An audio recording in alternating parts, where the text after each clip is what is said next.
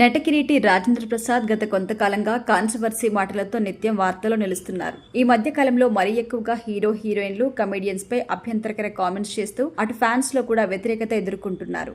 అందులో భాగంగా ఇటీవల ఎస్వి కృష్ణారెడ్డి బర్త్డే వేడుకల్లో భాగంగా ప్రముఖ కమెడియన్ అలీని ఉద్దేశించి ఆయన ఉపయోగించిన అసభ్యకర పదజాలం అటు సోషల్ మీడియాలో ఇటు ఫ్యాన్స్ లో పూర్తి అసహనానికి గురి చేసింది. వెంటనే రాజేంద్ర ప్రసాద్ క్షమాపణ చెప్పాలి అని కొంతమంది కామెంట్లు చేశారు. అయితే ఈ మాటలు రాజేంద్ర ప్రసాద్ వరకు చేరడంతో దీనిపై స్పందించిన ఆయన, సారీ చెప్పకపోగా నేను ఇలాగే మాట్లాడతాను, నేను మారను, ఏం చేసుకుంటారో చేసుకోండి అంటూ కాస్త గట్టిగానే సమాధానం చెప్పారు.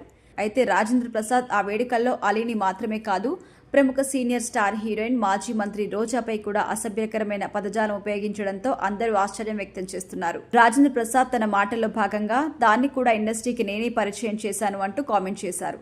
సాధారణంగా ఎంతటి వారైనా సరే మహిళల్ని గౌరవించాలి. అందులోనూ రోజా ఒక స్టార్ హీరోయిన్, పైగా మాజీ మంత్రి.